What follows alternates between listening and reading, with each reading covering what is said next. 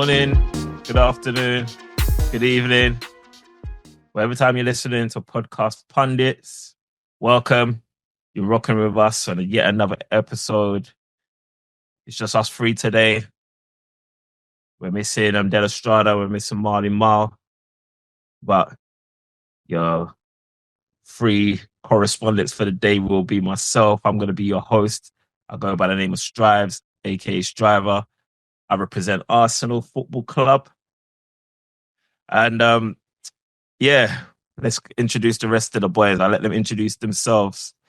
Let's start off with the the United correspondent for the day. Yeah, Dre Man. Slowly waning avid Man United fan at the moment. I'm probably speaking for all Man United fans when I say, I know it's hurting right now, but let's just stick at it and let's hope things get better in the future, man. 2025 is going to be a new year, boys. Come on.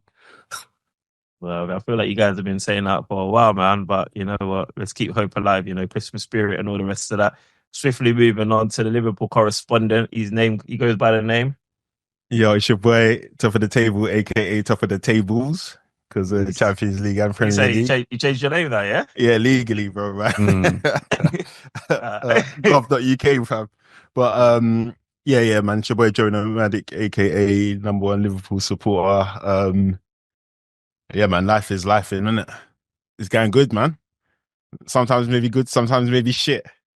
Well, I've never heard life is life and when it's a positive thing. Exactly, right? That's what I'm saying. You take the good with the bad, babe. I love that, bad. You got to repurpose it. Come on, man. I respect that. All right, so before we get cracking and getting straight into this episode, man, let me let you know where you can find us. It's Podcast Pundits on YouTube. It's Podcast Pundits. Obviously, if you're listening to us, I'm guessing you found us already, but tell a friend to tell a friend. Podcast Pundits on all digital streaming platforms, Amazon, Apple, Spotify, SoundCloud, just wherever you pick up your podcast content, you'll find us on the social medias with Podcast Pundits on TikTok, podcast.pundits on, was that Insta? Well, we're not even on Insta no more. So, but we'll be coming back though. 2025, we'll be coming back. So I think this is the last episode for the year. By the next episode, we'll be back, man. So I'll let you know you can find new edition. Yeah, exactly that. And on TikTok, we're Podcast Pundits _. So yeah, man. Let's get straight into it, man. We're gonna start off with the Mr. Top of the Table, top of the league, Liverpool. It's been Liverpool's to lose, but they're doing everything but losing. Let's have a little light touch on the Leicester game. I was watching that game, and obviously Leicester took the early lead. I'm pretty certain all title rivals or title hopefuls, I'm not even sure you can call it title rivals anymore, but title hopefuls were happy, hoping for Leicester to hold on or what have you not. But I'll stop rambling on. I'm going to give the floor to Joey, man. How was that game for you? Because Yeah, it's even now that all the Arsenal host Strives or Arsenal fans are saying, yeah, it's like Liverpool's to lose. We know what it's like being here. So every game is a potential banana peel. Every game is a potential 3 points, isn't it? So as soon as they got that goal, were you ever worried though? Like when they got that I goal? bricked it, bro. I always brick it when we concede first, and we've been doing it all season, bro. So that's why when you guys are saying like, yeah, this is your title to lose, blah blah blah, we've been bricking it game by game, bro. brick. So when they got that goal, I was like, oh shit, here we go again. But then the only difference is that when I bricked it for the goal, whatever, I know at halftime something is going to change. So but luckily, obviously, we got the goals quite early, and then we didn't have to wait till halftime. So, yeah, man. Well, you got the goal. If I remember, Cody Gakpo. He scored. I think that was just before halftime, and then the rest of them was you got the goals early in the second half. You mean? Yeah. Because obviously I was hate watching, so I'm thinking it's just weird because I signed up to this new thing. I'm not encouraging this, listeners, but it's like last man standing kind of thing. So you got to pick a team. So everyone puts in some money. So let's say us on Podcast Pundits did it. Yeah, we put in a little. I'm interested. Yeah, Was it like a wager? yeah, it's kind of fun, man. It adds a little spice to the game. So I picked Liverpool to win. So I was thinking, right, this could be £20 well spent, because obviously I'd have been knocked out early doors, if Liverpool lost, and then obviously the rest of the participants, it goes rolling, So I was thinking, £20 well spent either way. But when Liverpool went on to win, I was thinking, I'm still in, because I think the jackpot's at five grand or something like that. But anyway, we digress. Look, Cody Gakpo is doing his thing. Salah's doing his thing. Obviously Salah's been making the headlines. We'll get onto it. But look, I think, like you said, this is not the first time that Liverpool's had to come from behind to win. But I don't feel like it's been that often, though, Joey. I don't feel like it's been that often, like, for Liverpool to come from behind. No, it's been quite often, to be fair. Like, I'm probably gonna have to go into the archives and update you at some point in this pod. But it's been often enough for me to think, oh, for fuck's sakes, man. Do you know what I mean? And hang on, I think the last game was maybe, I want to say Newcastle, but I think we even scored first in that game. I'm not too sure. Yeah, I know that one was a real back and forth. Yeah. It's a real proper blow for blow, in it, man. So yeah. Then you had thingy Tottenham, but you definitely scored first against them. Yeah. But I've definitely had the feeling of, oh, okay, cool. We're gonna have to overcome something. But what I have noticed as well, I've been saying it all season, we haven't started the games well, in my opinion, and it's always been some kind of Arne Slot tweak that has kind of pulled the rabbit out of the hat for us. So just with our starts in general, I might be being a bit harsh on us when I say like conceding the goals first, but definitely I've not been impressed with the way we start matches. Fair dues, man. Well, look, I think I mentioned it before, Cody Gakpo. He's he came off an impressive Euros. Was it Euros, isn't it? Yeah, he came off an impressive Euros. And I feel like we all thought he was gonna play a part in this season, But Luis Diaz has obviously, I think he's been preferred to him, it's safe to say. And obviously Mo Salah's been like incredible.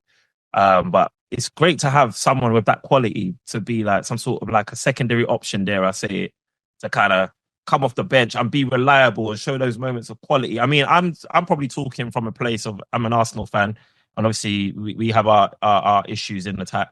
So like obviously when I'm watching Liverpool and seeing like for you to be able to rely on a Cody Gakpo as your secondary option, like, that must be a comfortable place to be in. Like, am I just am I talking from a rose tinted glasses as no, or is this a real thing? No, do you know what it is? He's most of his goals he's been scoring in games that he's been starting. So the rotation has been on point with Arne Slot. Obviously, there's the unrotatables. We know who they are. But in terms of like Cody Gakpo scoring, I think he was banging goals in League Cup. I think he banged like 5 or something this season. But his ability to cut in on his right foot and score goals, and let's have it, this is what a lot of Liverpool fans were expecting from Luis Diaz after his first half season. Because that's what he was doing, and we've not been seeing that much from him, but he has been getting a couple goals this season. So for me, like when I see Cody Gakpo's name on the starting lineup before Luis Diaz or vice versa, I'm in a real lucky position to just be happy either way, bro. If I'm gonna be honest, because he's good enough to start. To be fair. And I don't know if you remember last season, I was disappointed with how it went because he ended the season before quite well. And I thought, okay, cool, like he's going to kick on. Then he ended this season quite well. And I thought, we don't know. But then we saw just a devilment in him in the Euros, innit? And luckily he's brought that back into this league campaign, man. Obviously, I don't want to jinx anything, but yeah, man, he's been sick, man. And he's got that killer instinct to just, again, to... Remember Iron Robin used to always cut in on his left and just fold it into the bottom corner? Yeah. Obviously, he's not as consistent as Iron Robin, but to know that every time this guy cuts in, he's going to shoot, that's a breath of fresh air for me, man. Like, this guy's developed his own system that he's happy to execute over and over and over again and ride it till the wheels fall off. That's what we need, man. We need somebody who's going to do the same thing over and over and over again. That's to be successful. I was going to say, is he basically rotating some of your players to keep you guys fresh? Or is he because he's keeping it like, because I think he played Jones didn't he, instead of Szoboszlai compared to the last game? Szoboszlai was on a ban, 1 match ban. Oh, was he on a ban? Was that why? Yeah. Oh, So it was okay. crazy. He didn't start him in the Leicester game as well because if he gets another yellow, he's going to be banned for the game on the weekend. Oh, fair enough. Yesterday, but he brought him on in the last couple of minutes. Yeah, I saw that. Yellow card straight away, bro. Yeah, exactly. Straight away, bro. I don't know whether Curtis Jones was going to start this game or not because again, there is a press thing that he does that is quite insane, and obviously I spoke about it on the last episode. But we're lucky to be in that position where you see either Curtis Jones or Szoboszlai now. Because at the start of the season, it wasn't that either, bro. Like Szoboszlai was a bit stinky in my opinion. Yeah, defo. But and then last season, I think he had a stinker as well. First season and that. But he's definitely come to a manager that has a more stricter role for him, and he seems to be doing well in that, man. So yeah. Yeah, so I mean, you guys have touched on West Ham. So obviously, the Liverpool-Leicester ended 3-1 Liverpool. Can't remember the goal scorers. But yeah, Gakpo, Curtis Jones, I think, yeah. And Salah. And Salah. Obviously, Salah just can't stop scoring. And assisting. Yeah, and assisting. Yeah, so Salah's now got, he's the first guy in the Premier League to score and assist in the same game 8 times. I don't think it's 8 times in a row, but it's at least 8 times. No, it's just 8 times. Yeah, just 8 times in it. And he's in esteemed company. I think you got Bruno Fernandes in there, you got Thierry Henry in there, you got Van Persie in there. Who I can just remember off the top of my head. I think there's a few others, but Salah tops that list. So Salah's definitely he's probably going to go down as a Premier League great. I mean, the guy can. I mean, did you think he would have gone down as that before the season? I think he probably he would have been up there. I think he would have been, but I think this season has just kind of cemented it. You know what I mean? But do you know why whether you guys win the league or not? I think yeah, I think it has cemented it but there was a period where people were saying this last season, innit? But then obviously we kind of like tanked off. I don't want to say the reason that Arsenal always say injuries, but we kind of tanked off. That's crazy work. If people can see you in 4K, bro, relax, bro. That's crazy. But no. Obviously, with those things and him getting injured, and then having that bust up at West Ham last season away with Jurgen Klopp. So like that kind of happened at the same time, and then obviously all these other guys were doing well as well. So he kind of like faded out, but that could happen again, bro. It could happen again this season, bro. And then people will forget. Why would it happen again this season? It could happen. He could get injured again, bro. He got injured last season. He got injured. Oh, okay. Yeah. I was gonna say, like, would you be suggesting that he's playing for something else other than his legacy? Oh, bro, I don't care, bro, man. If you deliver me the title, bro, whatever happens after here, that's like, if you want to waste our time for another 4 years, bro, that's good for you, bro. You've earned it. If you want to go out and play because Ronaldo's getting like 4.3 million a week, bro. This guy's crazy to be here, bro, man. Like, I don't care. But what's he saying? He's still a long way away from any contract. I don't know what he's already. Well, I don't know why he wants to stay here, bro. Like you, I think if he wins something or Henry's records, all like Henry's goal scoring, exploits, and assists, bro. Like, what more do you want, bro? I think if he wins the Prem with you, I think he'd be happy to probably leave then, man, because he's just like, I've done it now. I don't know why you're obsessed with Henry. Let me tell you something about Henry. Bro, why are you taking stuff personally? No, I'm not taking it personally, but I just want to. It's like I can't talk freely around my boys anymore. You can say what you're gonna say, but Henry will always, no matter what happens, forever be regarded as a Premier League great, even above Salah. I said it. Yeah, I said it. He will always be. Maybe with you dinosaurs, with you old ass dinosaurs, but these young kids, they gonna remember the name. So look, Jay, obviously you're very well versed with players playing for contracts. We see Marcus Rashford play out of his skin. He gets the bag, and then all of a sudden he's not in the Manchester United squad 4 times in a row with a new manager. I'm not saying that was the sequence in which it happened, but that's not what you would have expected from a Marcus Rashford that was firing before he got that contract. Arsenal has seen it with Mesut Ozil, with Aubameyang, or what have you. Is there anything to suggest that this crazy form that we're seeing from Mo Salah is him having his Indian summer again? I mean, it's not like he fell off anyway. He's always been a great player, but is he playing for a contract? Because there's been murmurs around in a couple of group chats that I'm in. I think Joey's in as well. That once he gets this contract, he's done. He's just playing for a pay rise, and that's it. He's done. He's 32 years old. How much better can he get? Do you believe in that narrative, or? I don't know about how much any better he can get. He's already at that level. I don't know if it's about getting any better. It's all about consistency. Is what you're saying? I don't think it's only down. I think he's got a new hairline now. It could be only up, bro. When he sees that hair grow back, bro, and he's got an afro again, bro, he might be a next level player. But I think he's come back, and I think confidence is the main thing. He probably sees himself looking in great shape, sees a new hairline, bro, goes on that pitch and thinks I'm unstoppable. And I think if any of us got a new hairline, bro, I think we'd all feel the same, man. Hey, do you know anyone who plays ball that has gotten a new hairline, and if there's any correlation between their football? There's been quite a few of them, to be fair. I don't know about Andros Townsend. Well, he started banging. I think he banged like two more. I don't know what his improvement was like though. Yeah. We'll have to look. Because he was 16 and had no hair. To be fair. Yeah, that's true. Yeah. What about Aubameyang got a new hairline, and I'm not sure if it's. But that was a fake one, wasn't it? That was a real one. Yeah, I'm the not spray sure. on for a hot Yeah, minute, the so spray. He already done too much damage. Yeah. Jeez. So what, Joey? So talk to me, like Salah. Obviously, I know you said that whether he intends to waste your time or not, you don't care. But is that just conspiracy theorists? No, it is, man.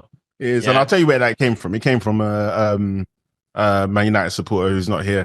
Marley Moore was one of the first people to float the idea, because obviously he was burnt by. First, he accused Ozil of doing it, because we all saw it after Ozil. Yeah, true. But then somebody said something about there being the 350 curse. Well, Rashford, didn't it? Because obviously he signed it and then he was down. But I personally think that season that he signed that contract was a purple patch, and he's now gone back to the normal Rashford. That's what I've always maintained. Yeah, but you said that about Martinelli as well. To be fair. Yeah, and it's happened. But Marley, he accused Salah of that being the case for Salah when he signed his 350, and then the levels have gone up since that 350 contract. So I've seen nothing about him physically and how he plays football, and from what I get from him, apart from somebody said something about him posting a Christmas tree means something that's when usually Liverpool bottled the league. After he posted the Christmas tree, because you bottle the league so often. I mean, that's a lazy one to make. To be, but I've seen nothing about him to say that this is that. Do you know what I mean? Like, I think the guy genuinely enjoys playing football. I can't say the same for Marcus Rashford. I can't say the same for Ozil because of how hench he is now, bro. And he became a gamer as well. So like, I can see these guys. If somebody said to me that those guys, their focus is somewhere else now, I couldn't say anything against that. If you said that to Mo Salah, I'd be thinking, are you sure? So yeah. I'm with you, to be fair, because he has already had a contract extension with a pay rise, and he's kind of I'm with you there, to be fair. I think with Mo Salah, you just got to give Mo Salah the credit, man. And he's a consummate professional as well, if that's the word. He lives the life. Like, he probably could play another 2-3 years at a high quality. I'm hearing high he standard. Can do 5 because, but he's saying like, statistically speaking, taller people die before shorter people, innit? So if he, So come on, Dre Man, you hear that? Yeah, bro. So like, that's a crazy stat, bro. Bro, them extra years ain't worth it, bro. I'm joking. But now he's thinking like, if Cristiano Ronaldo can do this, bro, I think I'm better than Cristiano Ronaldo. He thinks that, bro. He probably thinks that himself. Like, if he can do it, then like this guy's showing, and even Messi playing for this long, these guys are showing that it can be done, and I'm that guy, so I can do it, bro. So he's thinking, I want 5 years, bro. But let's just say, what is he? What in terms of like a contract, what is he even aiming for? Because my thing is that even if you give him whatever, I don't know what he's wanting a week, but could you not do it in a way where it's also like heavily performance related as well? So it's like a win-win. Yeah, I guess so, man. I'll be real. You give Salah what the hell he wants. See that guy, Salah gets on my nerves, bro. Like the guy is just he's too good.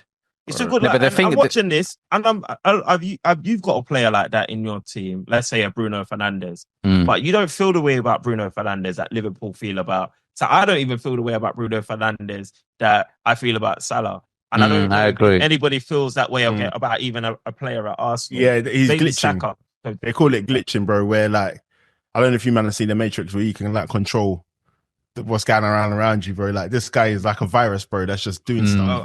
That nutmeg was that fake goal that he scored. Yeah. Bro, what the hell was that, bro?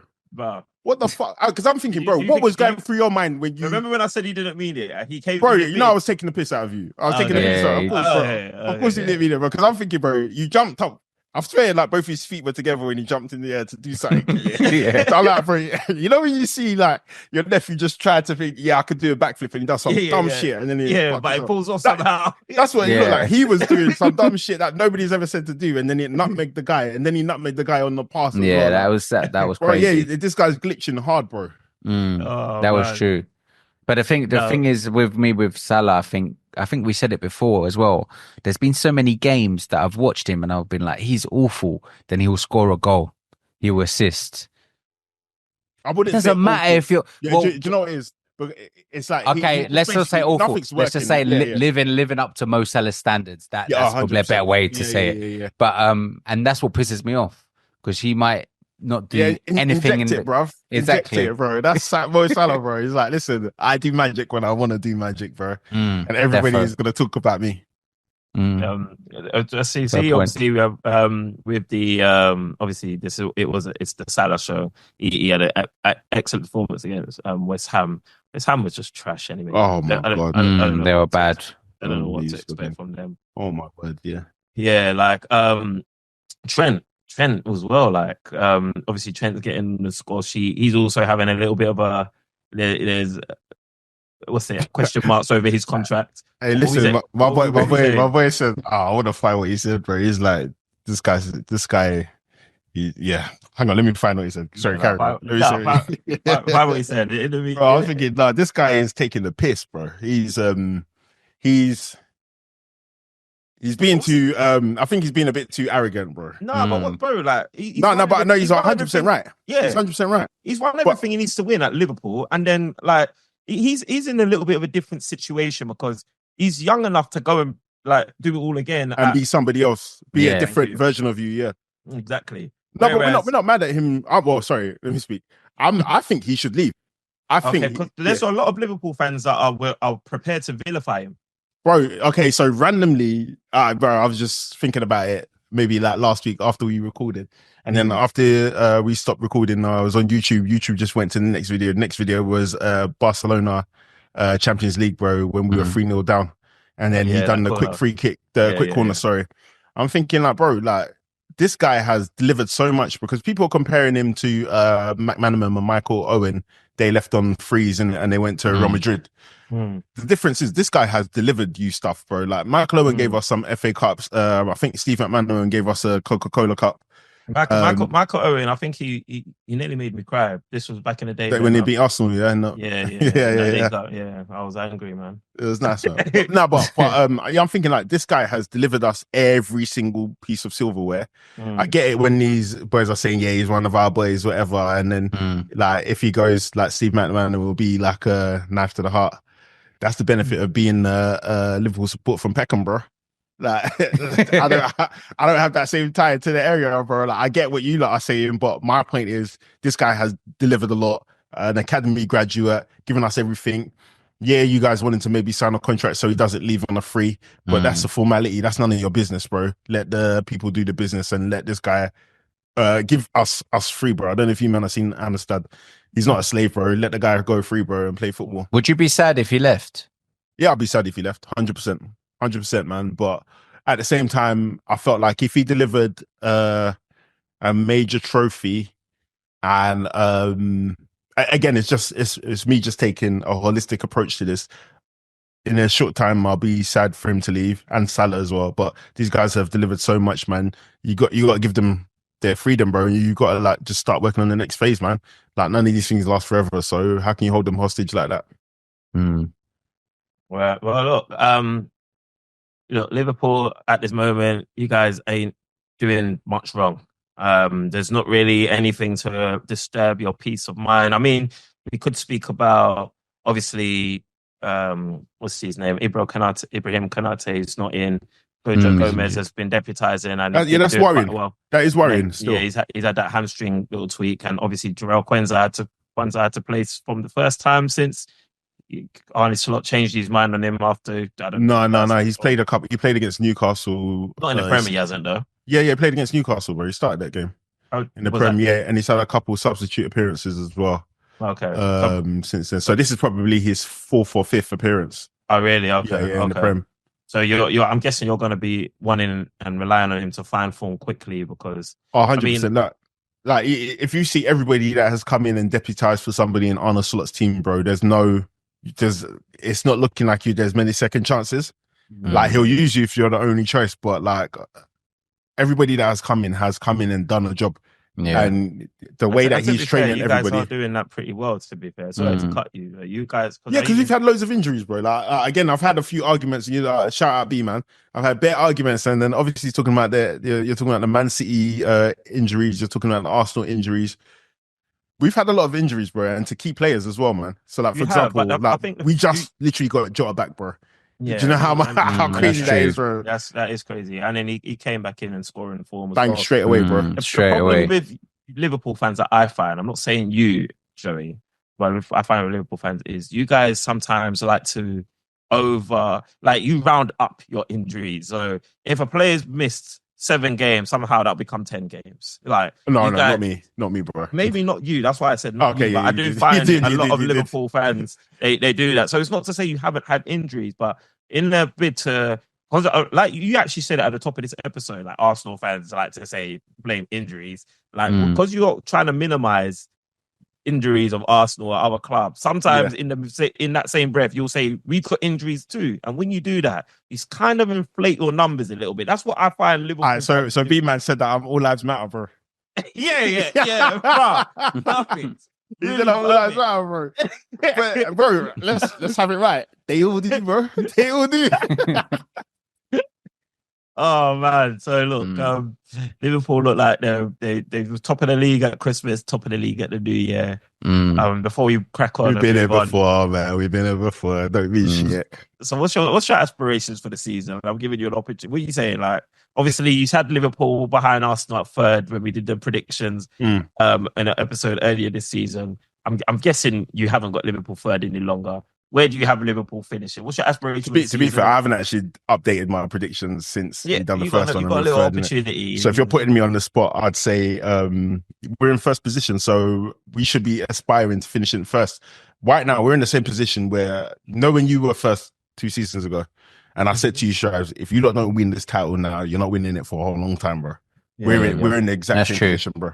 Okay. Because I checked. Remember, we were talking about it yesterday. I was checking the points difference. You guys were probably better off than us, I think. I don't think you're better. No, you were checking the points difference for last season, but you didn't. But the 22-23. No, it was on there as well, wasn't it? So I saw it. Was it? Okay. I saw it, and I don't think you lot were that far off from where we are. So if people are considering that a bottle job, then this will be a bottle job. And I think if God forbid you don't win the Premier League, this will be a monumental bottle. No, but this will be one that the difference is 100%. Let me tell you. No, of course we can recover from it because it's his 1st season, bro. You don't know how much grace you have in your 1st season, bro. Wow, you've been working on him. No, bro, I've been saying that from. Remember the reason why I said he's going to finish 3rd. I said he's going to finish 3rd because it's his 1st season in the Premier League, bro.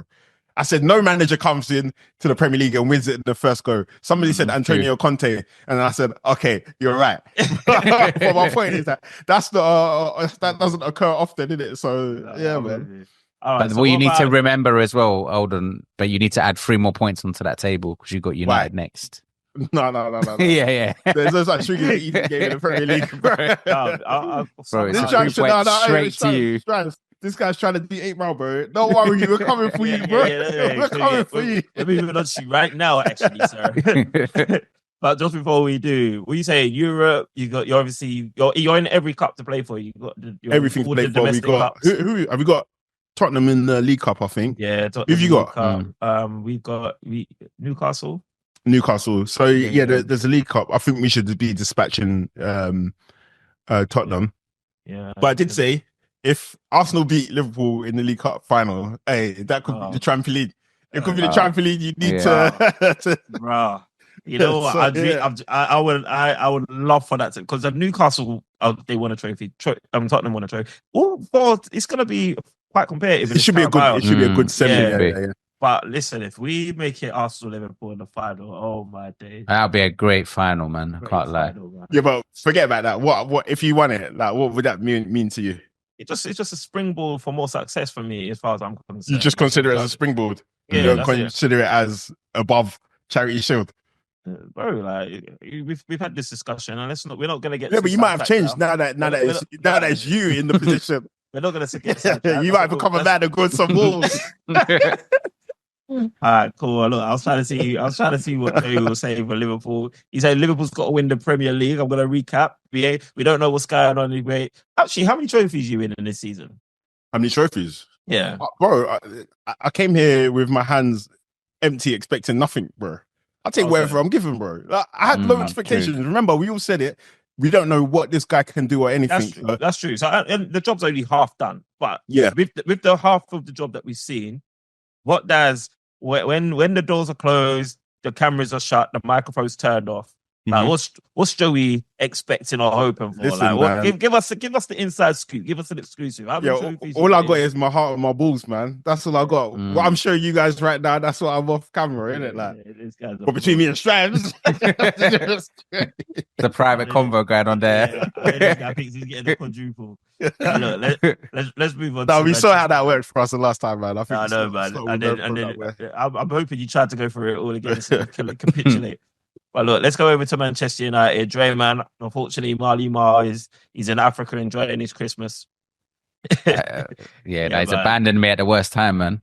To be fair, I feel like it's been the worst time for the last I think it's been the worst time every day. Like I don't Joe said that at least 15 times this season. Yeah. I'm 15 out of 19 times, bro. At some point, we're just gonna have to retire this. It's no longer the worst time. This is the normal time for you guys. This is usual time. But look, this isn't a pile-on. I'm not here to throw dirt on Manchester United, his name, as easy as it is to do. I just want to talk. Obviously, we've seen Wolves versus Manchester United. That didn't really go in your favour. No. Not at all. Did you watch the game? Yeah, I watched the game. Typical, again, set piece. Set piece howler, I call them now. They're set piece howlers because when you conceding like that more than once and it's happening over like so many games, it just becomes like a bit farcical. As you just said that, this set piece was a little bit different. He scored from the corner, bro. Yeah, but that's what I'm saying. But then Son scored from the corner as well. That's bro. You guys are literally conceding the same goal. Yeah. Over and over again. It's like a bad dream when you wake up, bro. Like, it's mad. And how we're not addressing that is probably more worrying because I think teams are starting to realize now that we can have howlers either from set pieces or from like crosses into the box because we just can't defend. And do you think that frustration is leading to like ill discipline, so to speak? Because again, we was talking about it in the group chats, but we'll bring it onto the pod. Like, obviously, I know one got rescinded, but Bruno Fernandes getting that second yellow card, that was childish. Yeah, it wasn't called for. But you can't be a captain and be doing that, especially when you know you're on the yellow as well. Yeah. Like, you need to, especially in the time that they're going through, you'd think he'd have a bit of a cooler head in terms of like, we got to try and get back into winning form. But then we're going down to 10 men against Wolves. Fair enough. We tried to give it a good go, but yeah, it wasn't enough. And it's not been good enough for the past few games that I've seen. Yeah. It's worrying when you're going into a game now and you're thinking, shit, I'm not sure we can win this, I'm not sure we can win this. Where's the goals disappeared to? Exactly. But if you see, I think it's a common theme that we're seeing because I think it started the same way. We used to score loads of goals, and then when we start going through a patch, then it all dries up. It all dries up all of a sudden. No goals. Start to get worried. Form sets in terms of like low confidence, no low morale. Players not really understanding what to do, what the manager's asking of them. And then I think Ruben's even come out and said it before that the players are nervous. like, and it's filtering through the team. But I'm like, cool, but Man United, you're trying to instill something midway through the season.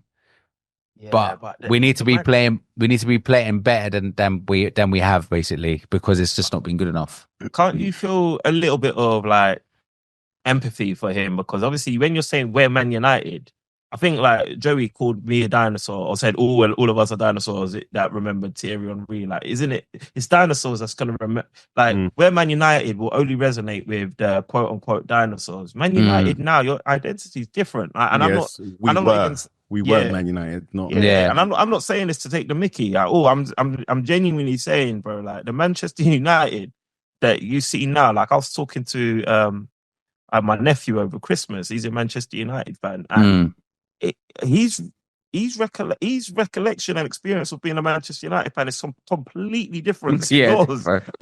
Yeah, man, and it really made me realise, and it made me happy, I'll be honest, how in the mud Manchester United are. So when you're saying this about Ruben Amorim, I feel like you need to have a little bit of grace because, bro, I've seen that guy, like, literally, he's really doing that squat a lot of times, man. Like, he's wondering why. Yeah, I feel for him. I do feel for him. Sporting, bro. I think I can't remember who I was talking to. It might even been people at work because there's so much banter going around at work, even with the teams that you support. But I think the main thing that I went back to is like, even back in the day when Man United were, let's just say, even if we go back to the dinosaur age when Man United were good, let's say, for instance, we've got to remember that we didn't have like world star players in every position. And the fact is, like, whatever the team that was picked by the manager at the time, they went out there and they did the job. And I think that's what we're missing. Because I think a lot of fans will be quick to be like, "Oh, these players, they're not Man United players. They're not good enough. We need to sell them to bring in other players." We can only take that philosophy so far. Like, these are the players that we have at the moment. Fair enough, there might be one or two changes that we need to make. But they're bloody footballers.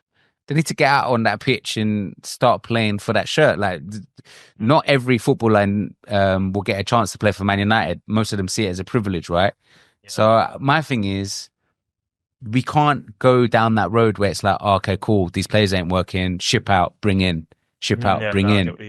Do you see what I'm saying? So the philosophy within the club needs to be like, cool, guys, let's just try and turn this around. Let's try and be a team again. Let's try and work with what the manager's trying to do. Obviously, he's changed things around. He's trying to work his formation. He's trying to play free at the back, etc., etc. But at the same time, they've got a job to do as well. So I'm feeling a bit for the manager at the moment, in all honesty, because even one of my boys was telling me how long before he gets the sack, which I thought was rude. But if you're in a relegation title battle, you're not in a title. Do you know what I mean? We're having that conversation. I was saying to Jay, but like, if maybe he's down in 18th or 17th place by game week 30, and then he finishes in like 10th position, can he still stay? But Jay's like, nah, bro. If he gets in the relegation zone, he has to go, bro. I think that's crazy. Like, you can't be near relegation. Like, but he hasn't had an opportunity to do anything, bro. Like if you're gonna change a new formation, which is why I think like the Ineos have got to sack themselves at their earliest convenience, bro. When certain man was trying to put them on the Straz, with due respect, I was with you, but your case wasn't strong. My case was strong. You wanted me to work overtime on the case. Bro. I need you to believe it more than I believe it, bro. No, I believe, man. But I say like the fact that you brought in somebody who, because remember, I was saying as well in the pod, Liverpool were linked with Amorim, and I really wanted him at the club, but the reason why they said they've gone for Arne Slot is because he played a similar system to what Jurgen Klopp played. So you guys, there's a lot of training that's going to be required in using the new utilizing. I think Ruben wanted to come at the end of the season, though. I think that was his thing. Yeah. But it makes sense because you need at least a pre-season. So the fact that they've expedited his arrival to the club and he's done that.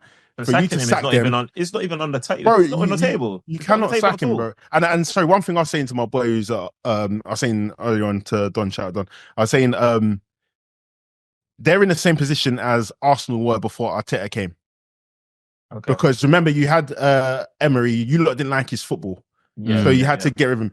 Like ETH wasn't his football. I can't tell you what his football was. It's a little bit different because we had Ljungberg, and Ljungberg didn't have the same fortune or the same impact that. No, but we always knew that he was going to be a caretaker, though. Like that's true. That's true. So you have the substitute teacher, all right, isn't it? It's true, but then Ruud van Nistelrooy, we also knew that about him, but then he had a better effect on the club than what Ljungberg had on Arsenal. So because he's probably come to training. Ljungberg and Van Nistelrooy probably come into training and not changed anything.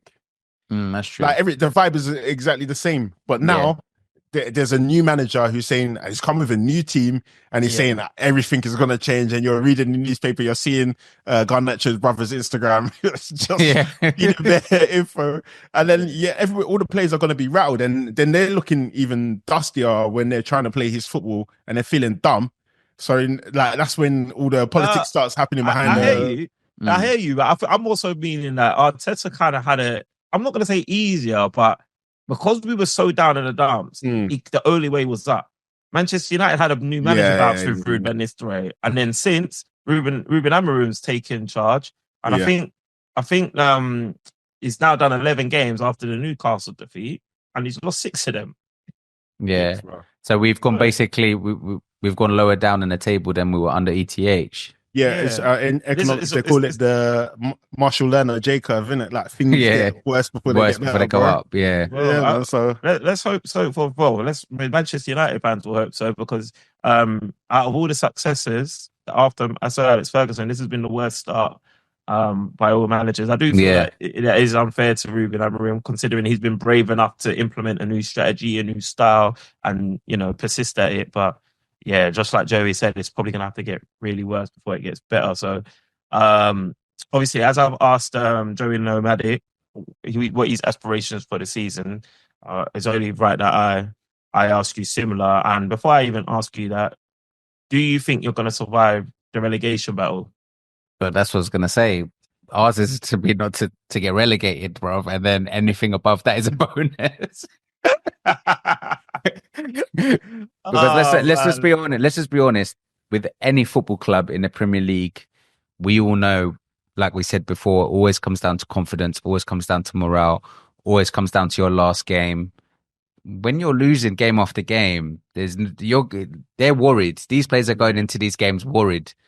Yeah. So, like what even Ruben's saying, they're nervous. They just don't know, their positioning's all off. Like even with the Newcastle game, like Martinez for the last few games, he's been awful. He's actually been worse since we've moved to 3 at the back, which I think would suit him better than in a 4 at the back. He's actually been worse. And even today, missing Varane? Because I've heard a United fan say that he's missing Varane. I don't know if he's missing Varane, bro. Because, like, for instance, if I just take the first goal against Newcastle, Isak was the only attacker in the box that could have received that ball to score a goal. So I'm thinking, if you're not marking one guy in the box, what hope do we have? He's on fiery hot form though. Yeah, he's like, don't get me wrong, Isak has been he's up there. Like his performances have been up there with and he. I hope Arsenal's watching. Exactly, I was gonna say Arsenal probably got him under their radar, but my thing is like, come on, guys. There's one guy in the box. There's 2 of you. He's in between both of you. It's just pathetic. And then the second goal that Newcastle score is almost a little bit of a carbon copy. Again, Martinez not picking up. I think that's a bit handball, It could have been handball, but let's be honest. You talk about the obviously Joe Linton's goal, innit? Yeah, but let's be honest. A little bit hard. Strives, when you're down in the dumps, this is what happens. Yeah. It doesn't go in your favour. Today, again, how many chances Man United had, couldn't even score one of them. Couldn't even score one opportunity because they're bro, it's like one of those things. When you play football, you've almost got to be a little bit free. Yeah. But I don't feel like they're free because they're worried now because they're like, shit, they're all looking at each other. Do you think that, obviously, speaking to that, if they're worried and they're not free and they're all worried about consequences of any play and actions in the game, what do you think it speaks to when Zirkzee's getting hook, line, sinkered and hooked? Yeah, it's crazy. After 32 minutes. Yeah, I mean, don't get me wrong. He started the game awful.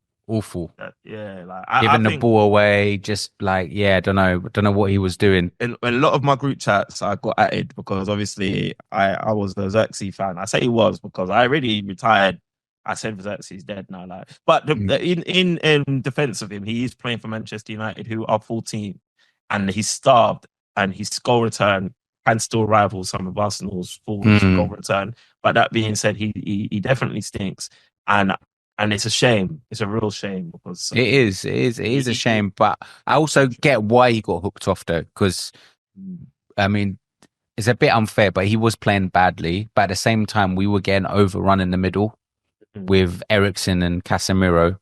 Exactly. What was you doing there? Like just Eriksen, Casemiro up against? Yeah, because Ugarte is suspended. Yeah, Ugarte is suspended, and Bruno. He got yellow in the last game. Right? Yeah, and Bruno's obviously suspended. Sorry, so you tried to play just two in the middle? Casemiro, and Eriksen in the middle if you put your phone on, Joey, you'll see the meme where Casemiro's in the kebab shop. Yeah. Bro. That's doing bro. The thing is that gets me is that I think every Man United fan out there will know that when we play Eriksen and Casemiro in the middle, we ain't got legs. Like this is the Premier League, guys. This ain't like Sunday League football. Like people need to run, and it's a great shame that I think the manager is having to resort to players that he probably doesn't even want to play. Because his first team players are out for whatever reason, but the second team players that he needs to put on now are just not up to it because of their age. No, he didn't get on. Nah, he didn't get on. But what? So the first time he was in the squad after 4 absences, and I think the only reason he got picked was because we were lacking. Like we need to make up numbers. It feels like they've had the conversation to say, "Yeah, no, bro, you're out." Yeah, and I feel like the way. Did you see he done his hair as well? Did you see he done his hair? It's all like curly. No, he was wearing stuff. a hood when I saw it. Yeah, it was all curly and stuff. So he's probably getting ready for some kind of reveal, bro, some kind of photo shoot or something at his new club or something. But yeah, so he looked too fresh because the way. Yeah, I don't know, man. Yeah, the way what's Jim Ratcliffe has been moving, bro. Like sacking everybody. He's taking away your 40 grand a month. Is it 40 grand a month? I think for the player old boys. Where the money just usually goes to charity. Like, bro, you're scrapping all of these things. It's like you scrapped all the stewards thing at Christmas, the bonuses. So I wouldn't be surprised if he's already said to Rashford, "You're out, bro." So like Rashford is even probably thinking, "Bro, why am I even here?" Like, wow, do you know what I mean? And that's probably happened over Amorim's head as well. Well, you know what? Obviously United's on a terrible run of form, but then you guys, who's it next? Is Liverpool, and then it's Arsenal. Yeah. So I mean, it could get then Southampton. Then Southampton. It's going to be nuts. But I mean, at the same time, stranger things have happened, and I think it'd be folly to write off Manchester United's chances with Bruno Fernandes back. Ugarte will be back. Obviously, them two were foolish enough to get themselves suspended in the Wolves game. Who knows? It's not all doom and gloom. And obviously, it is all doom and gloom. Let's No, you know what? The 2 games are a great opportunity to show some grit, win some fans. Yeah, but my only thing would be, Joey, is that we have had those platforms to bounce and we don't. So this is where my issue was. What would be an example of that? Or City. Well, I thought we did all right. I think we showed character in that game. You won that. Oh yeah. I'm saying we won that, but then we went on to lose against Tottenham badly. Yeah, but so my thing is that consistency is not going to be done now because he's still trying to figure out his team. Of course. But what you can do is just kind of treat it like cup football, and then just try and rile up your guys for the big games, and then that way when you lose to Southampton 3-0. Oh, you played well against Arsenal though, and Liverpool on top of the league. You played well against them. And Arsenal's just buys you time as well. But you know what? I was going to say the only thing that I'm not sure that he should continue doing. We've seen a lot from him at the moment is obviously due to suspensions and injuries and whatnot. But we don't really have a starting 11 like we sometimes do. But then he switches it up. He has to, bro, because I know. Yeah, he's probably trying to see as well what players and trying to scope it out. Use my riders. Yeah, but I think in the form that we're in at the moment, I feel like we need to get a little bit of consistency in that team, just because even if you're trying to instill like a new plan and a new formation and new tactics, I hate to break it to you, Dre. Yeah. Yeah, there is a bit of consistency in your team, but right now you guys stink, bro. You're just losing every game, bro. We are stinking it up, bro. That's one thing that's common, bro, and that's stinking up the league, bro. So Stinking out. I mean, 7 points away from relegation zone is unacceptable after 19 games. Wow. Nah, Unacceptable. Completely. Unacceptable. Even Nihai, shout out Nihai saying Ineos out, Ruben Amorim out. I'm like, wow. Like, when you can't even respond. you see, if we do, I hope we're gonna get onto the watch list segment. I might put all of the podcast pundits panel on the watch list for not allowing me to. It's not gonna happen, bro. We will never happen. Hey, let's move on though. Sorry, quick one. Shout out Mano, because obviously there was bare hype for it. I remember getting murdered one time. Wow. Somebody you want to bring this one to life. They stabbed me, bro, because I said that Curtis Jones was better than Kobe Mano, bro.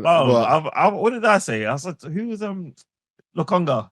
Yeah, you said Sammy Lokonga. yeah. But yeah, I was talking to Don again. Ooh. Go on. Yeah, I was talking to Don again, and then basically he was like, bro, I think he's gone. Like, what position does Mano play?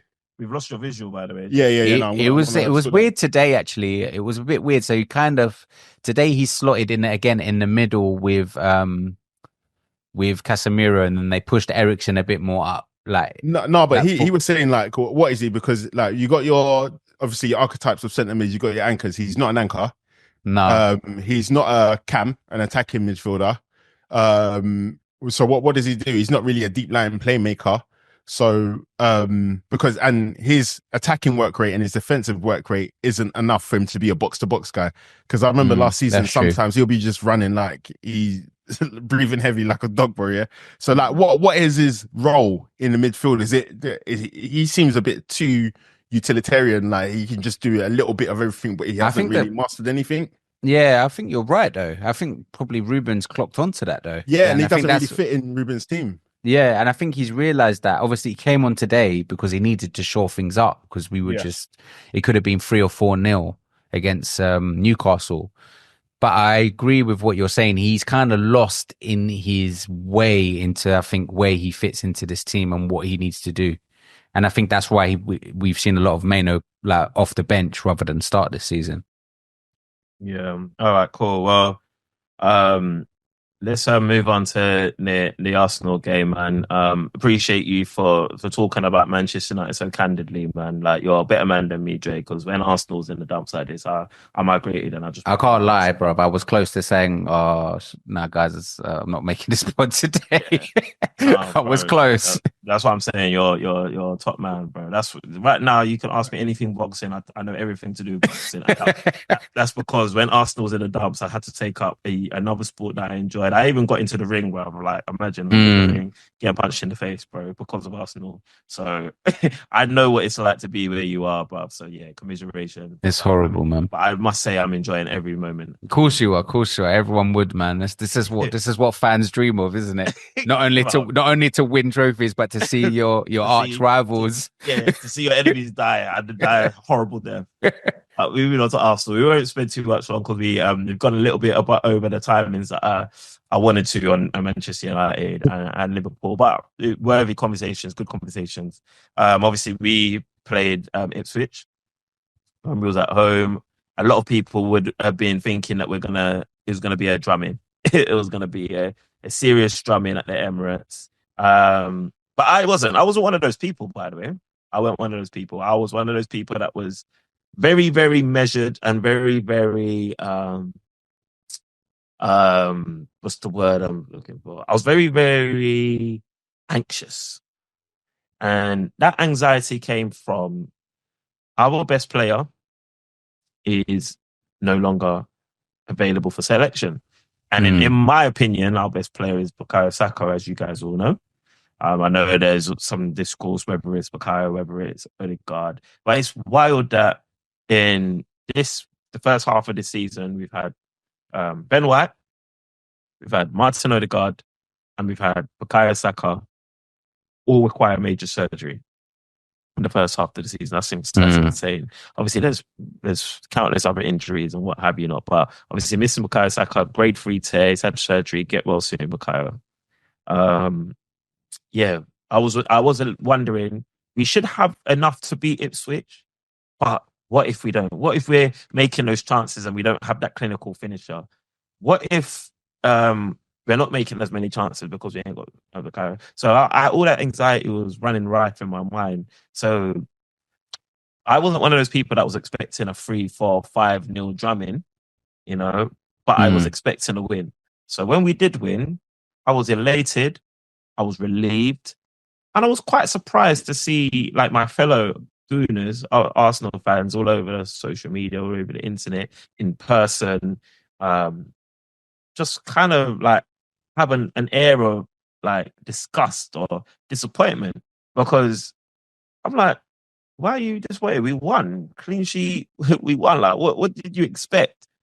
All these goals from who? From who? This isn't us, B. This isn't what we do. So, and I suppose I've been saying this throughout the episode, and I suppose Del Estrada's not here to challenge me today. You know what? Funny enough, sorry, I just had a little side thought. Manchester United could be doing Guard of Honours weekly. Yeah, literally. You might have had to do a Guard of Honour for Del Estrada with Newcastle, even though he's not assigned to any team at the moment. You may have to do one for Liverpool, and you may have to do one for Arsenal. But anyway, we digress. So yeah, like it was a game where we did have quite a few chances, Arsenal Ipswich. And I feel like we could have easily won that game 2-0. Gabriel, usual set piece. On any 8 times out of 10, that's in the net. So maybe the 2 times out of 10 that it's not in the net was against Ipswich at the Emirates, because I don't know why Gabriel didn't score that one. There was a few other chances that we had that we didn't take advantage of. And it's a weird one, because although Ipswich didn't have a shot on target, I don't think they had a shot on target. I was still worried all the way to the end that they could score. I was actually watching the game with 2 Ipswich fans, and after the game, they were berating me. They're like, "You happy with that, are you? You happy with that?" And I said, "Yes, I am. Thank you very much, sirs. I'm extremely happy." No, you've gone soft, man. You got soft, bro. Do you see what Ipswich just done to Chelsea? Yeah, don't matter, bro, man. No, you're not Chelsea, bro. You weren't Chelsea last season, bro. Bro, Chelsea was above us not too long ago. That's what I'm saying, bro. So it's saying like this is a big drop off, bro, man. Not really, because you and I have had this discussion, because actually with all the injuries that we face, all the red cards, some are fault, some not. No. With all of these things that we're actually still kind of performing to the level that we performed last season. We're not too far off. Yeah. You know what I mean? So you're thinking, what was it, like 5 points off of your game points this time last? And I think that was before the Ipswich game. So it's game. Oh no, sorry, that is now. Game week 18. So technically it's game week 18 for you lot, yeah. Yeah, okay. Yeah. So it's not I thought it was 4, but okay, 5 points. It's not too it might have been 4. It might have been 4, sorry. Yeah, it's not the worst, but it's still a drop off, because ultimately last season wasn't good enough. So what you don't want to be doing is dropping off in any way, shape, or form. However, that being said, if you drop off and you're dropping off 4 points, and you take into consideration of context, the amount of players that we're missing, the key players that we've been missing, it's true. The amount of times we had to play with 10 men. We've 6 draws. Like the losses, we've had 2 losses, but the losses don't. Obviously, you're pissed off with every loss, yeah, but the losses don't concern me as much as some of the draws do. Like, yeah, we've had the draws are a silent killer, you know. Yeah, in the title campaign, they're bro. Frustrating, especially like when you look back on it. Like, I think we would have played our 19th game on New Year's Day against. Why is that, by the way? Why is it so far from everybody else? I think it's because we just played just the other day. Oh, okay. I think it could be that, and it could be TV scheduling. Because you're playing on Saturday straight after it. Yeah, but then that's like Champions League. That's a usual schedule for us. Okay. Yeah. But yeah, like what was I even I'm gonna say just before that? I've lost my train of thought now. But I've lost my train of thought entirely. But yeah, in regards to us, Arsenal, I'm just gonna move it on because I completely lost my train of thought. In regards to us, I think that if we can, in the January window, if we can grab some players, and I know that it's not typically, it's not typical of teams to go around buying players, but I think we need to show some sort of ambition, and I think we need to really get not just a striker. We need a forward as well. We probably need somebody on a wing. Personally, I think we need like 3 or 4 forward players. Like I think we need backup for Odegaard. We need someone on the left. We need someone on the right. We need a striker. Maybe 2 strikers. Yeah, exactly. It is a lot of players. 4 or 5 forward. And even in the summer, I don't want to hear about any links to any defenders. I'll just about hear about a midfielder. I want. Because how long is Saka out for? Is it about 3 months? Or is it if less? you had a grade 3 tear with a surgery, I was going to say 3 months. About 3 months, bro. Yeah. To be honest with you, I had February off. No, you take the season off, bro. February's pushing. Look, how long have we haven't seen VDV and he had a grade 2 tear? VD Van der Ven for Tottenham. No, wasn't he rushed back, or was that Romero? No, it was Romero that was rushed back. Yeah. Then he got injured again. Me personally, I'm planning for the season without Saka, and so should Arsenal. Yeah, but that's what I was saying. We've really 4 points off the pace from last season with all those things. The draws were really I feel like the draws have really hampered us. Against Liverpool, we had 7 absentees. By the end of the game, it was 9 absentees. And that game, I felt like we deserved to win it, but we didn't. Well played, Liverpool. Man City, obviously, we had to defend the lead because of the red card. Probably naive from us, but I felt like the referee was tough on us. And then we got Saka punched in the last second of that game against Man City. Brighton again, we got a red card for delaying the restart. I don't know any other player outside of a player in an Arsenal shirt that has been red carded for delaying the restart since that's happened, by the way. So safe FG, FA, PG, whatever you lot's names are. Obviously, Fulham, we failed to capitalise on Liverpool's postponement. Everton highlighted our deficiencies that I've been telling Podcast Pundits listeners for 2 seasons, that we need a striker, some forward adjustments. So it's just been a bit annoying. But with all that being said, to still be, in the race, maybe it's I feel like that's a positive. And one thing I also want to say is I think it is a disgrace that the media trying to pin Bukayo Saka's injury on Mikel Arteta. It makes me sick, and I tell you why it makes me sick, because it's so it's to the point where it's even boring now. Like it doesn't affect Arsenal players anymore, or even the Arsenal staff. I know it affects some of the fans, but it shouldn't. Because when Rodri got injured, was there a massive hoo-ha about, this is Pep's fault? Lamine Yamal gets overplayed, arguably. Is the Barcelona manager being crazy? This is bad. Like, why is every minute? Because when Rodri got injured, they blamed the FA and the FIFA for having so many games international. But when it's Saka, you're blaming Mikel Arteta. It's crazy. Bro, you don't really get yourselves, bro, with all due respect. No, we don't, man. We don't. It's crazy. When I try to tell people the hate for Arsenal is insane, but look. But don't you think? No, I was going to say, don't you think though? Does he not deserve some rest though? So you're doing it as well. So after all, you asked the same question in different words. But Joey, you hear what you just did, man? After everything I just said.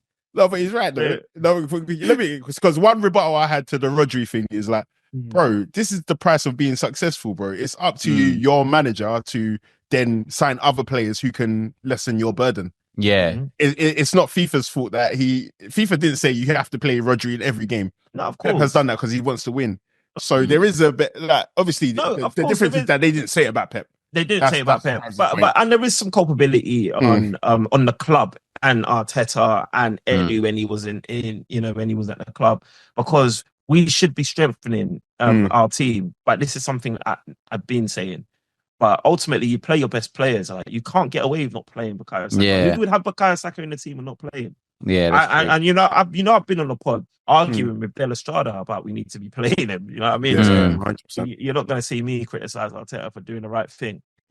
But I'm going to move it on from Arsenal. In regards to Brentford, we normally do okay at Brentford.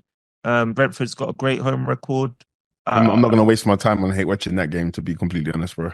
I think you should probably invest some time into it. No, I think I put my money anyway. I use money instead of my time, bro. Yeah, exactly. Fair enough, man. I think us sustaining the title challenge will depend on what we do in January.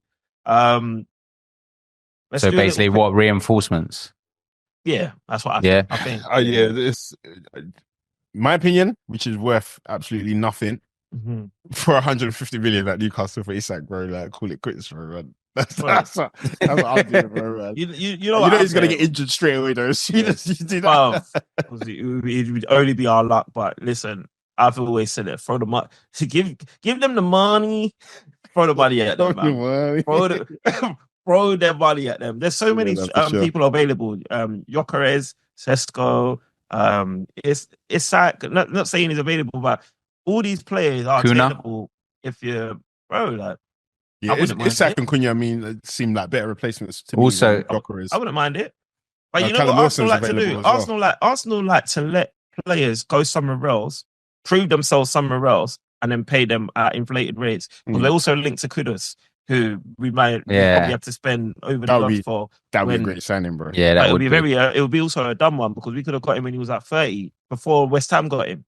Yeah, but you know what I mean? But understandably, you got stung with Pepe, bro. So, bro, I come on, bro. You know what? I don't. Cool. Pepe wasn't a failure because he didn't do well at Arsenal. He's a failure because he's not still at Arsenal. Yeah, I get you, and I get you still, but yeah, I mean that one I feel some type of way about because I've said there's been players afterwards that have done so much worse than Pepe. We digress, man. Let him go, man. Let him go. Let's do a light touch on obviously City. They dropped some points against Everton.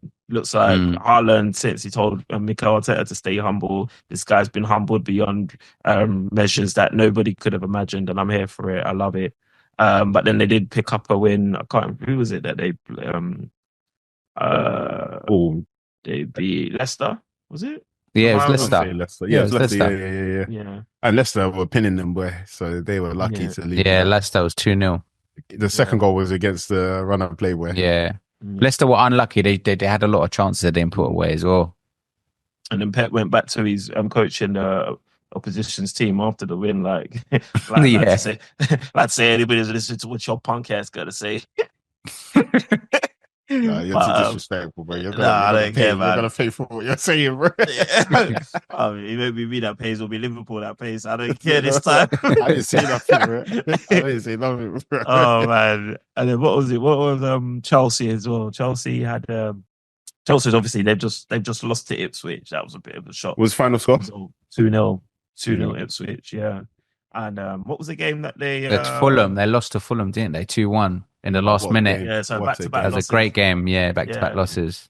Yeah, back-to-back losses. That's crazy. So what? Chelsea all of a sudden, like I said to Palmer, that's obviously he's featured on the podcast, maybe in season 1.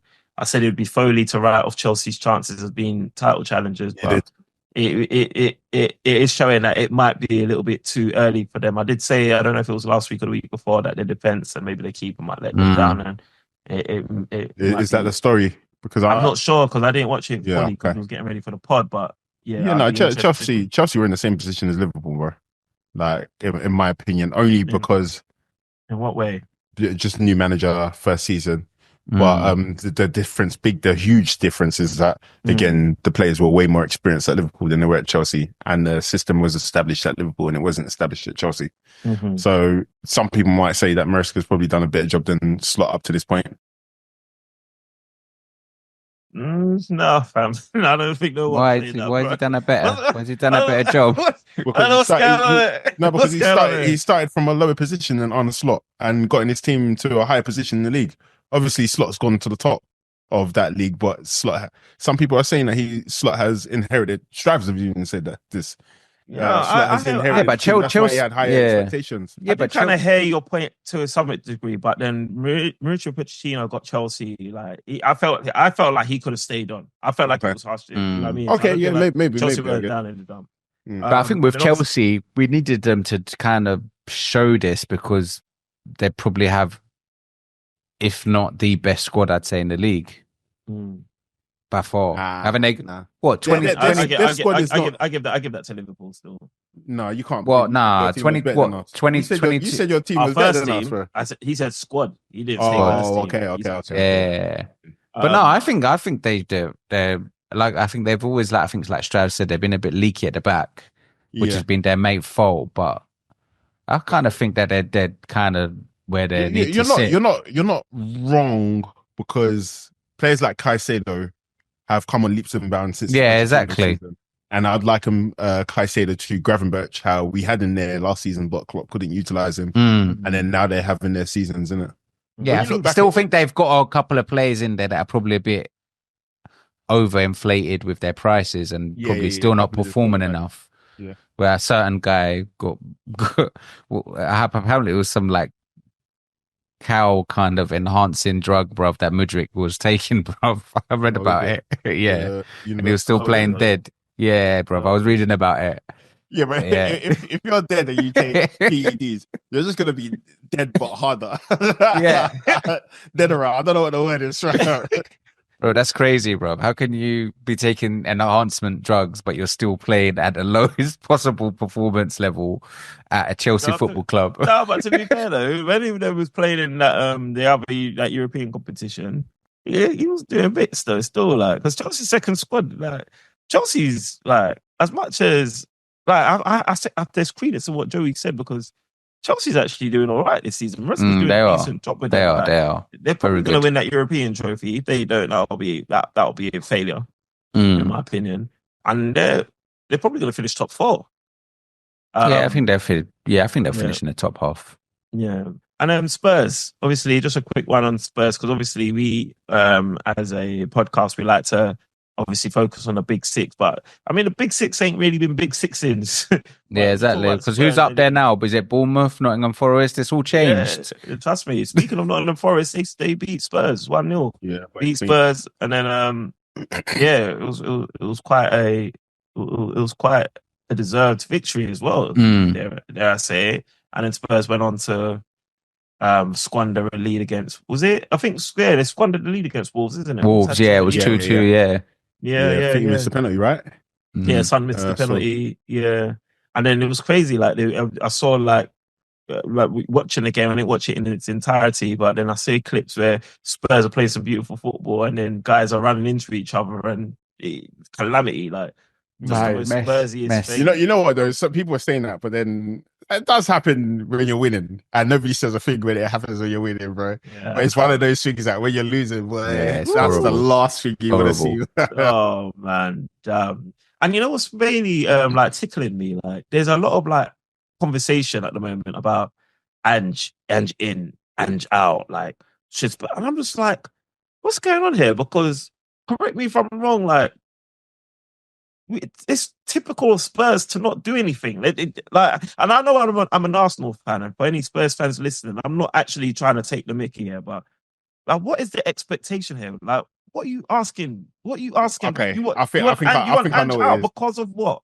No, I know what it is. So, like, obviously, you're saying there's expectation of them not winning anything because they don't win anything, and they're in a semi-final, by the way. Yeah, but you know what it is, because in the Spurs team, they've got into a Champions League final. Mm-hmm. They had a period of what was growth, what looked like growth anyway. Yeah. But it's weird because all the other teams around them have kind of like grown and then dropped and grown, because you've got like Brentford, who had a period. Remember when you said Brentford and Spurs? Yeah. And you've got like Nottingham Forest, who've now come up and they're doing bits, and you've got like Wolves, who had like, so it's weird because they've kind of stayed the same level the whole time, and other teams have just been going up and down around them. What are you saying about that Brentford and Tottenham take now? They are kind of same level. Yeah, bro. That's why I said it, innit? Because like Spurs haven't kicked on since Pochettino left.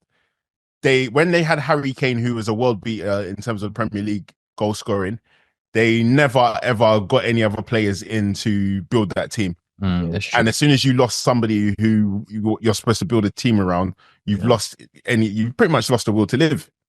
So like, what are they living for? You can't build a team around Dom Solanke. I like Dom Solanke, but he can't be. There's no way yet, in my opinion, that he's your team builder. Right now, the only person I can see playing in like they're worth building the team around and I don't even rate him that highly, is Kulusevski.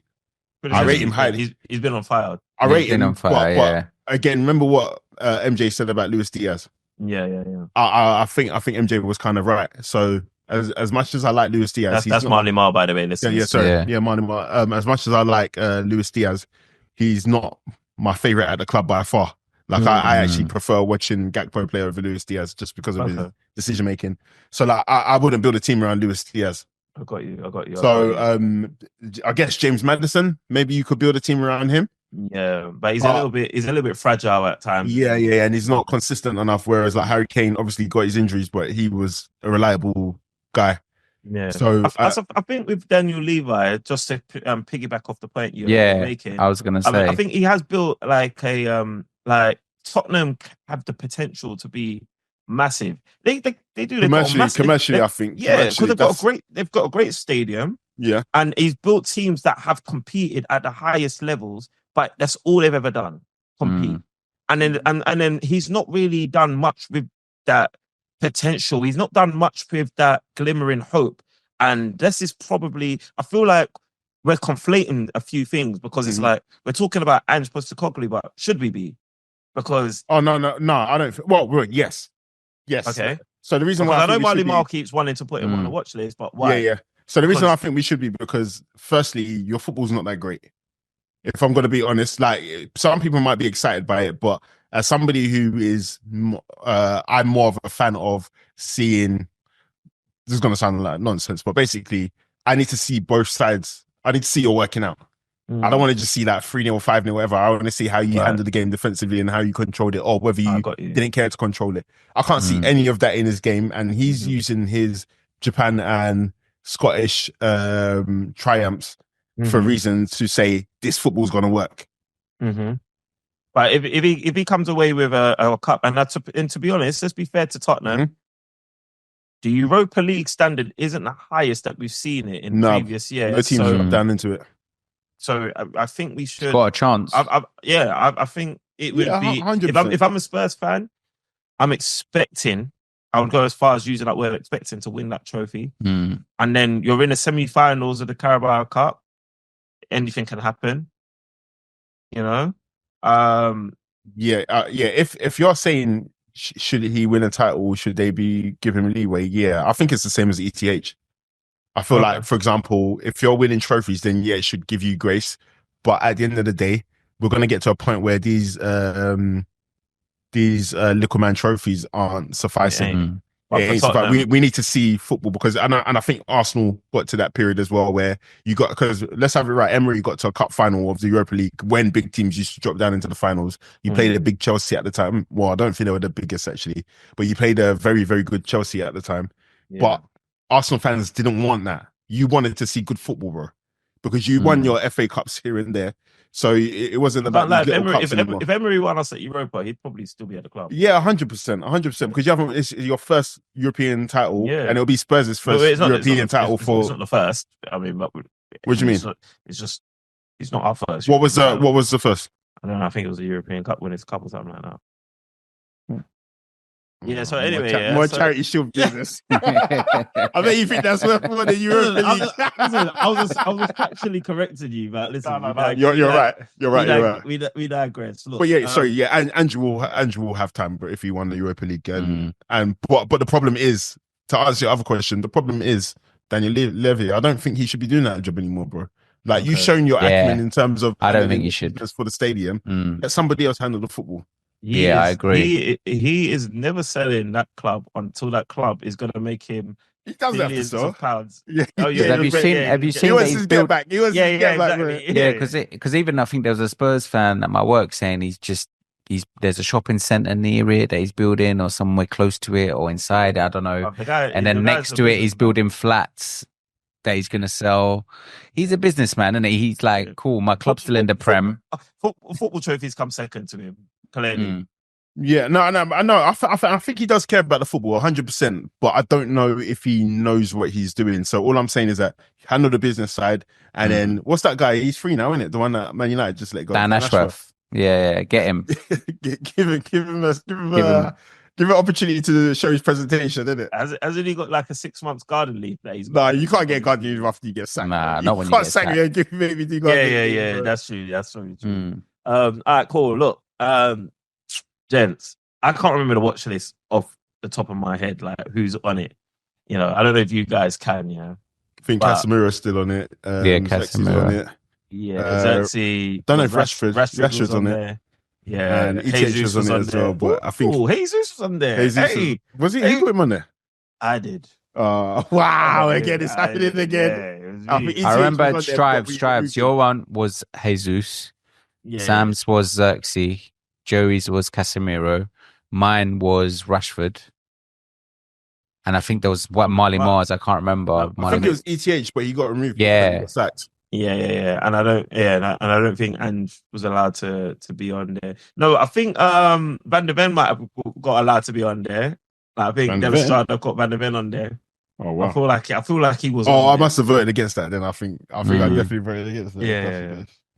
But all right. So any additions or So no, I just want to. Now that I remember that Gabby Jesus is on there, I want to petition to get him off of there. I want to petition to get him. Well, off because of they're there. 2 games. Yeah, 2 games. 2 games. your When case. he's got a hat trick. He's got a hat trick, and not only did he score a hat trick, he fired Arsenal in contention to win their first bit of silverware in access 5 denied. years, I think. Access In denied. 5 years, and then Access denied. straight after. Wait, I wasted my time here. I wasted my time here. Bro, you're talking about League Cup, yeah? You was I rubbish. said silverware. I said Bro, silverware. you're I don't talking know about the League Cup. I You're don't talking about get the what League it's Cup, called. yeah? I don't get what it's called. You spent a whole season rubbishing when Man United and Liverpool won it. But then he banged another 2 goals against Crystal Palace. Yeah. Bro. And it could have been another. It could have been. How many goals does he have in the league? And although it was offside, that goal against Ipswich was a banger. It got ruled off. So No, but did he score? But did he score? Did No, he he score didn't against count, of Ipswich? No, but he scored, but he didn't count. Oh, so he's only scored against Palace so far. And then Oh, Ipswich wow. was his next Oh, game, wow. which he just scored. Wait, he's only scored against Palace. Hang on, he's only scored against one team. Yeah, exactly. How many goals has he got this season? I think it's in the Premier all League. goals against Palace, Oh, bro. my God, bro. Get out of here, man. See. So hold on. No, Strives, you're a fraud. That's crazy. I thought the watch list was so that when we're watching them, when we start to see guys in the room. But I see what you guys want. You guys are bastards. Yeah. Bro, I had to make- when had to he's make ready sure. to come off, don't show us while he's getting ready. Show us when he's ready to come off. Yeah, I agree. He's not quite there yet. He's trying. I give him that. He's trying.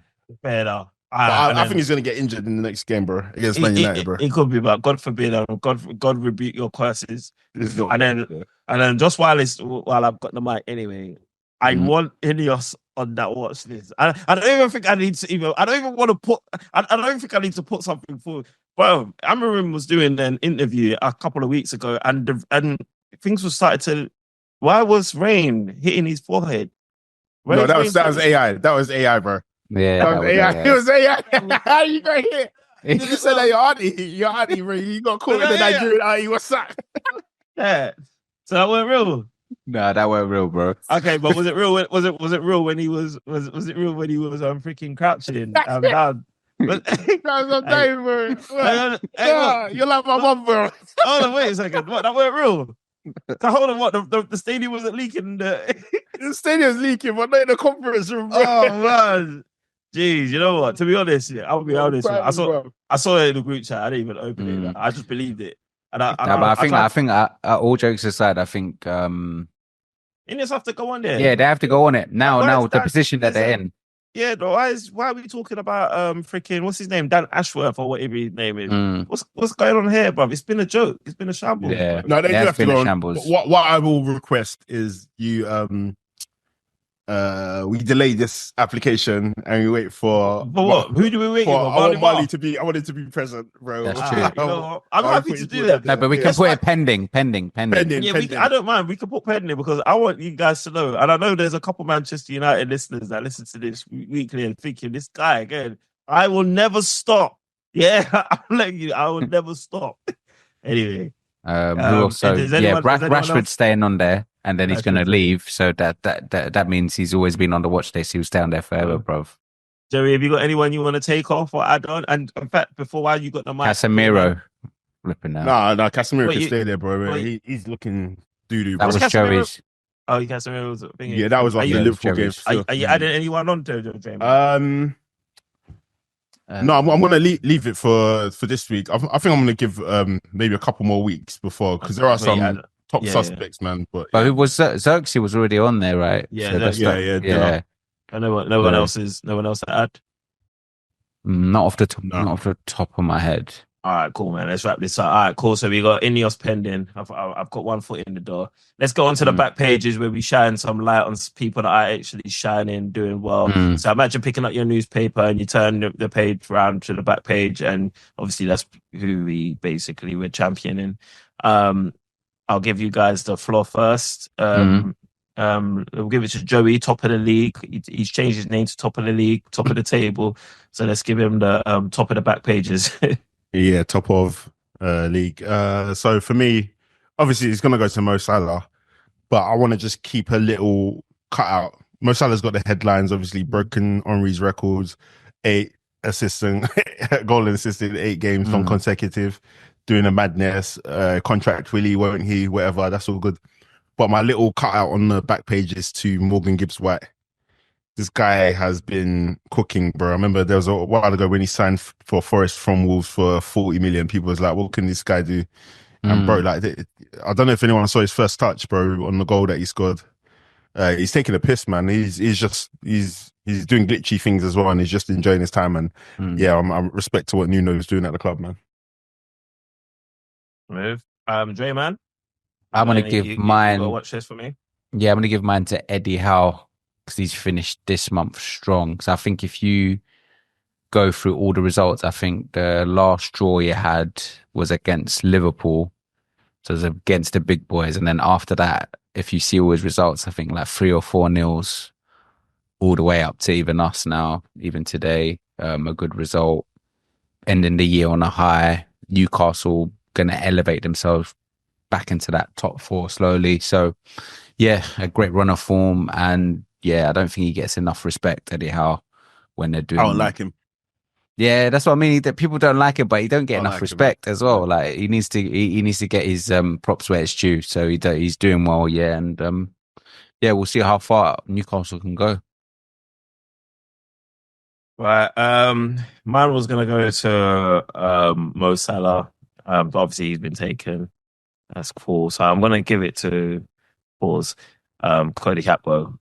I feel like I think Cody Gakpo, I think he deserves it. I think he's been a patient number 2, especially someone that has got the quality to be number 1. Right, hey, you're being disrespectful to the guy, man. No, but I mean, come on, guy, patient number 2. He's not number 2 in my eyes, but he has been a patient number 2 in the eyes of Arne Slot. And when he's stepped up and he's delivered as required and when required. And I feel like that is what you need in a team that's going for the Premier League title. And if you are going to win the Premier League title, you're going to need people that can stay cold on the bench, come off and be hot on the pitch, get your start on the pitch, continue your hot streak. And I think Cody Gakpo has done that. So yeah, he's getting my back pages. Honourable mention to the Wolves manager, though. I feel like he's slowly but surely turning things around. Oh yeah, and Harry Wilson as well, man. This guy is he's on fire, boy. Yeah, true. So let me just check. I think I've hit everything on the agenda for the episode. Happy New Year to everybody that's been rocking with us, and new listeners that's going to rock with us today. Happy New Year, man. It's been a 2025 is going to be a big year for PP. It's going to be crazy. Hey, watch this space. We are going to. But no, man, I hope you had a Merry Christmas. Happy New Year. And we're going to kick off the year with an Arsenal win. God willing, inshallah. Podcast Pundits, we out. Peace.